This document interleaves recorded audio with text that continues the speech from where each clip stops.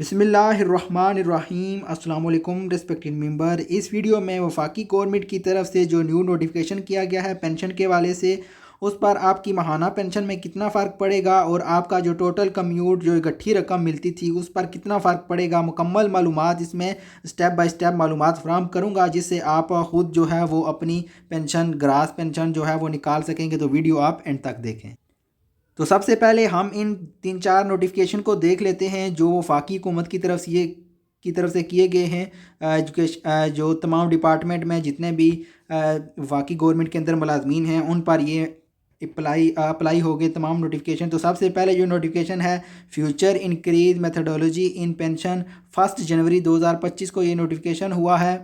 तो यहाँ पर अगर आप देखेंगे तो लिखा हुआ है the net pension grass pension less commuted portion. आप जितने भी जो इजाफे हैं 2011 2015 2024 के, उनके मतलब ये पहला पॉइंट है, ए पॉइंट है। इसके बाद दूसरे पॉइंट पर any increase in pension shall be granted base line pension. आप एक नई चीज़ यहाँ पर ऐड की गई, बेस लाइन पेंशन कौन सी होगी। इसके अलावा अगर हम यहाँ पर calculation formula for the purpose of pension existing on subject it shall be amendment extent above immediate effect, यानी कि अब लास्ट जो 24 मंथ की आपकी जो सैलरी होगी उसको कैलकुलेट करके पेंशन निकाली जाएगी। और तीसरे नंबर पर अगर आप नोटिफिकेशन देखें कि in service federal government employee become pension such federal employee shall not eligible receive pension, नहीं कि आप सिर्फ एक पेंशन आप ले सकेंगे, दो पेंशन आप नहीं ले सकेंगे। अगर कोई आप दूसरी मुलाजमत करते हैं तो फिर आप सिर्फ एक मुलाजमत की पेंशन ले सकेंगे, दूसरी की नहीं।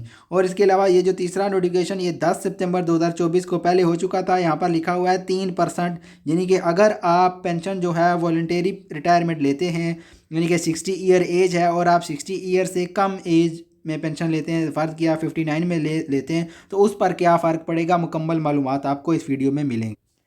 तो यहाँ से हम स्टेप बाय स्टेप आपका ओल्ड और न्यू रूल दोनों पर आपको यहाँ से क्लियर समझ आ जाएगी। आप अपनी खुद पेंशन जो है निकाल सकेंगे। महाना पेंशन आपकी grass pension plus medical commute इकट्ठी मिलने वाली रकम कम्यूट ग्रास पेंशन का 35% और मल्टीप्लाई बाय 148। अब अगर ओल्ड और न्यू रूल में आप देखेंगे कि ओल्ड रूल में आपकी जो आखिरी बेसिक पे थी, फ़र्ज़ किया आपने अपनी बेसिक तनख्वाह देखनी है तो यहाँ पर मैंने एक नंबर लिया है 50,000। अगर आपकी आखिरी 50,000 थी तो आपने 50,000 को 7 के साथ मल्टीप्लाई करके मल्टीप्लाई बाय सर्विस और डिवाइडेड बाय 300 कर देना था। अब नए रूल के मुताबिक आपने आखिरी 2 सालों की, यानी कि अगर आप 2025 में पेंशन लेना चाहते हैं तो आपने 2023 की और 2024 की, इन 2 सालों की, यानी कि जो 24 मंथ होते हैं उनकी ग्रास पेंशन उनकी जो बेसिक पे होगी वो आपने एवरेज उसकी निकालनी है। यानी कि 2 सालों की अगर एक ईयर की 50,000 है और पिछले ईयर की 49 है तो दोनों को आप प्लस करके डिवाइडेड बाय 2 करेंगे तो पहला फ़र्क आपका यहाँ पर पड़ जाएगा। आपकी जो बेसिक पेंशन है वो उसमें पहला फ़र्क यहाँ पर आपके पास आ जाएगा, बेसिक पे में वो आपकी कम हो जाएगी। अब 2 सालों का जो इकट्ठी करके वो निकाली जाएगी लास्ट 24 मंथ का, ये मतलब हो गया पहली लाइन का। उसको आपने 7 के साथ, बाकी आगे वही फार्मूला है 30 आपकी ईयर सर्विस है तो ये पूरी जो 60 ईयर वाले हैं उनका हम निकाल रहे हैं। तो 30 के साथ मल्टीप्लाई करके डिवाइडेड बाय 300 करेंगे तो ये आपका 49,000 मल्टीप्लाई बाय 7 और मल्टीप्लाई बाय 30, ये फार्मूला आपने लगाना है डिवाइडेड बाय 300। तो आपकी जो ग्रास पेंशन है वो 34,300 बन जाएगी बिमा कम्यूट। यानी कि पहले जो आपकी पेंशन, अगर आपकी सैलरी जो है 50,000 थी बेसिक और आपकी जो पेंशन थी वो 35,000 बन रही थी, लेकिन अब उसमें से 1,000 यहाँ पर आपके पास फ़र्क पड़ जाएगा। अब इससे माना पेंशन और कम्यूट हम निकालेंगे। सबसे पहले माना पेंशन ओल्ड रूल में भी 65 के साथ मल्टीप्लाई कर देंगे और न्यू रूल में भी आप 65 के साथ मल्टीप्लाई करेंगे, ये रूल सेम है। यहाँ पर आपकी 22,750 बन जाएगी क्योंकि आपकी जो ग्रास पेंशन थी वो ज़्यादा थी और न्यू रूल में आपकी जो है वो 22,295 यानी कि थोड़ी सी कम हो जाएगी। अब जो नया रूल जो कम्यूट वाला पहला पॉइंट ए हमने पढ़ा था वो यहाँ पर जो है वो आपका अप्लाई होगा। पुराने कानून के मुताबिक 2011 2015 2022 2023 2024 के एडाक इस तरह जमा होते थे जो मैंने लेफ़्ट साइड पर इस तरह दिखाया हुआ है। और जो नया रूल है उसमें जो आपके तमाम जितने भी इजाफे हैं वो इस तरह आप जमा होंगे। इसमें आपके पास पहले आपके ये 2011 का 15% जैसे फ़र्ज़ किया आपका 3,412 आया है, यानी कि 15%। तो वो उस इस तनख्वाह में इस पेंशन में ऐड होता था और फिर इस पर आगे 7.5% हम निकालते थे। फिर जब ये अगली रकम आती थी वो इसमें ऐड हो जाती थी, फिर हम इस तरह अगले निकालते जाते थे तो ये ज़्यादा बनता जाता था। अब न्यू रूल के मुताबिक ये हुआ है कि अब जो 15% आपका लगेगा वो आपका इस तनख्वाह पर जो आपकी बेसिक यहाँ पर माना पेंशन बनेगा इस पर बनेगा, वो 3,444 यहाँ पर आपके पास बन जाएगा और 7.5% वो भी इस पर इलादा ऐड हो जाएगा। इस तनख्वाह पर सिर्फ इस पेंशन पर आपका बनेगा 77.5% और 15% फिर इस पर, और 2023 का 17.5% फिर इस पर, यानी कि अब ऐड नहीं होंगे। पहले वो प्रीवियस में ऐड हो जाते थे और ज़्यादा बन जाती थी रकम, फिर उसका 7.5 निकालते थे, फिर उसका 15% निकालते थे, फिर उसका 17.5 और फिर आखिर में 15%, तो वो रकम जो है वो बढ़ती जाती थी। लेकिन अब इसमें क्या हुआ है कि अब 15% भी इसी पर निकलेगा, 7.5 भी इसी पर निकलेगा और 15 फिर इसी पर निकलेगा और सारे यानी कि उसी पर निकलेंगे।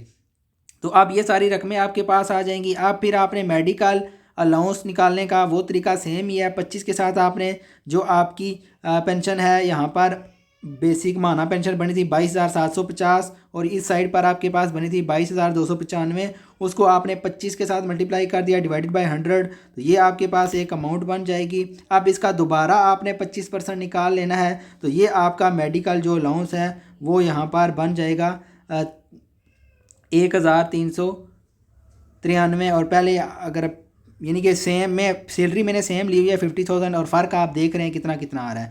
अब आपकी जो टोटल मंथली माना पेंशन है उसमें यहाँ पर हम आ जाएंगे। ये आपकी ग्रास पेंशन 22,295 जो हम ऊपर यहाँ पर निकाल चुके हैं 22,295 वो हमने यहाँ पर लिख दी, और उसके बाद ये जो इजाफा है 2011 का 33 वो हमने यहाँ पर लिख दिया, और इसी तरह 2015 का इजाफा 2015 का, फिर उसके बाद 2022 का, 2023 का, 2024 का, और ये जो दो मेडिकल अलाउंस हैं वो भी हमने यहाँ पर मेंशन कर दिए। ओल्ड रूल में भी ये सारे मेंशन है और न्यू में भी। अब आपकी जो कुल माना पेंशन है जिस एम्प्लॉय की जो माना जो तनख्वाह थी वो 50,000 थी, क्योंकि हमने 50,000 ही ली हुई है। अब न्यू रूल के मुताबिक उसकी जो पेंशन बनेगी माना वो 44,000 समथिंग बनेगी, और पुराने रूल के मुताबिक उसी बंदे की उसी एम्प्लॉय की जिसकी 50,000 तनख्वाह थी उसकी जो माना पेंशन थी वो 50,000। तो यहाँ पर तकरीबन 6,000 जो है वो मौजूदा रूल के मुताबिक जो 1 जनवरी 2025 के बाद जो लोग रिटायर होंगे सेम उनका सारा प्रोसेस है, तो 6,000 का उनकी जो माहाना तनख्वाह में फ़र्क पड़ जाएगा। ये वफाक में इतना थोड़ा कम फ़र्क है। पंजाब में जो रूल चेंज हुए थे उसमें काफ़ी ज़्यादा फ़र्क पड़ गया था, तकरीबन 10-15 हज़ार का, लेकिन वफाक में ये जो सारे इजाफे हैं उनको ख़त्म नहीं किया गया है। पंजाब में इन सब इजाफों को जो है वो ख़त्म कर दिया गया था, जिसकी वजह से पेंशन में बहुत बड़ा फ़र्क आ गया था। वफाक में इनको ख़त्म नहीं किया गया बल्कि इनका रूल नया चेंज कर दिया गया कि वो प्रीवियस वाली में ऐड नहीं होंगे, बल्कि ये आपकी बेस लाइन बन जाएगी और ये इलादा से मेंशन होंगे आपकी पेंशन पर कि 2011 का इतना है, 2015 का इतना है, 2022 का इतना है, 2023 का इतना है। पहले वो ऐड हो जाते थे, वो एक ही पेंशन बन जाती थी। अब वो ऐड नहीं होंगे बल्कि इलादा लिखा हुआ होगा कि वो इतने इतने हो जाएंगे। अब हम कम्यूटेशन की तरफ आ जाते हैं। तो आपकी जो ग्रास पेंशन है उसको आपने 35 के साथ मल्टीप्लाई कर देना है। जैसे यहाँ पर हमारे पास जो ग्रास पेंशन ऊपर हमारे पास जो बन गई थी 34,300, ये हमारे पास बिमा कम्यूट जो पेंशन बनी थी 34,300 न्यू रूल के मुताबिक और प्रीवियस के रूल के मुताबिक 35,000। तो आपने 34,000 को 35 के साथ मल्टीप्लाई कर देना है और डिवाइडेड बाय आपने 100 कर देना है। तो ये आपके पास 12,005 एक माह की बन जाएगी। प्रीवियस रूल के मुताबिक वो 12,250 बनती थी, न्यू रूल के मुताबिक थोड़ा सा फ़र्क किया है 200 रुपये का। तो अब अगर उम्र जो है वो 60 साल पूरी है तो हमने इसको 148 के साथ मल्टीप्लाई कर देना है। 12,005 को मल्टीप्लाई बाय 148 तो ये बन जाएगा 17 लाख समथिंग आपके पास अमाउंट बन जाएगी, और प्रीवियस रूल के मुताबिक 18 लाख, यानी कि अब 1 लाख का फ़र्क पड़ जाएगा। जो लोग 1 जनवरी 2025 के बाद रिटायर होंगे उनकी पेंशन जो टोटल कम्यूट है, अगर उनकी तनख्वाह बेसिक 50,000 है तो उनका 1 लाख का जो पेंशन में माहाना जो उनका सालाना पेंशन है जो उनका कम्यूट है उसमें 1 लाख का फ़र्क आ जाएगा। अब जो नया रूल है कि अगर उम्र 60 साल से कम है, जो मैंने आपको नोटिफिकेशन भी शुरू में दिखाया था वो 3% वाला, तो वो 3% वाला रूल फिर यहाँ पर लगेगा कि अगर सर्विस अगर उम्र 60 साल से कम है और सर्विस 3 साल से कम है तो पेंशन और कम हो जाएगी। फिर आपने क्या करना है कि बेसिक पेंशन आपने 2 साल की पेंशन आपने कैलकुलेट कर लेनी है, यानी कि 24 माह की, उसको आपने 7 के साथ मल्टीप्लाई कर देना है। और फ़र्ज़ किया आपकी सर्विस 28 ईयर है तो आपने 28 के साथ मल्टीप्लाई करके डिवाइडेड बाय 100 कर देना है। तो ये आपके पास जैसे 49,000 समथिंग थी, शुरू में हमने यहाँ पर आपको दिखाई थी जो आपकी बेसिक पे है, यहाँ पर आपकी बनी थी 49,000। तो इसको फिर आपने यहाँ पर 49 को यहाँ पर आपने 7 के साथ मल्टीप्लाई कर दे, ऊपर आपने 30 के साथ मल्टीप्लाई किया था क्योंकि सर्विस 30 साल थी। अब 2 साल कम है तो आपने 28 के साथ मल्टीप्लाई कर दिया, तो ये आपके पास ग्रास पेंशन और कम हो जाएगी 32,000, क्योंकि 28 के साथ मल्टीप्लाई हो रहा है तो 32,000 समथिंग बन जाएगी। अब इस पर परसेंटेज वाला फार्मूला लगेगा। अगर उम्र 60 साल से कम है, यानी कि किसी की उम्र फ़र्ज़ करें हम 58 ईयर है और वो पेंशन लेना चाहता है, तो हर साल 3% कम होगा। तो 2 साल यहाँ पर उसका 6% बन जाएगा, 100 में से 6 माइनस किया 94 आ जाएगा। अब जो हमारे पास ये पेंशन बनी थी 32,000, इसको हमने 94 के साथ मल्टीप्लाई करके डिवाइडेड बाय 100 कर देंगे, तो अब हमारे पास जो ग्रास पेंशन है वो 30,000 बन जाएगी। यानी कि उसी एम्प्लॉय की जिसकी सर्विस 58 ईयर है और उसकी बेसिक पे 50,000 ही थी, लेकिन उसकी जो ग्रास पेंशन है वो 30,000 बन जाएगी। जबकि पहले ये जो ग्रास पेंशन थी वो ज़्यादा बन रही थी, हमारे पास यहाँ पर ज़्यादा हमारे पास बन रही थी, लेकिन अब उसकी क्या हो जाएगी, मज़ीद 34,000 बन रही थी। अब उसकी नए रूल के मुताबिक अगर वो पहले पेंशन लेना चाहता है तो वो 32,000 बन जाएगी। अब इसी पर माना पेंशन और कम्यूट निकालेंगे, जैसे हमने पहले ही ऊपर सारा ये तरीका बता दिया था कि किस तरह आप निकालना चाहते हैं। अब सारा प्रोसेस आपकी ग्रास पेंशन 30,000 बन जाएगी। तो अब आपने सारा यही जो ऊपर वाला फार्मूला है वही आपने लगा देना है यहाँ से। ये 34,000 के साथ हमने सारा हल किया था। अब आपने, अगर आपकी उम्र कम है तो आप 32,000 जो समथिंग आपकी अमाउंट बनी है उसके साथ फिर आप ज़रब दे के बाकी सारे यही फार्मूले आप लगा देंगे।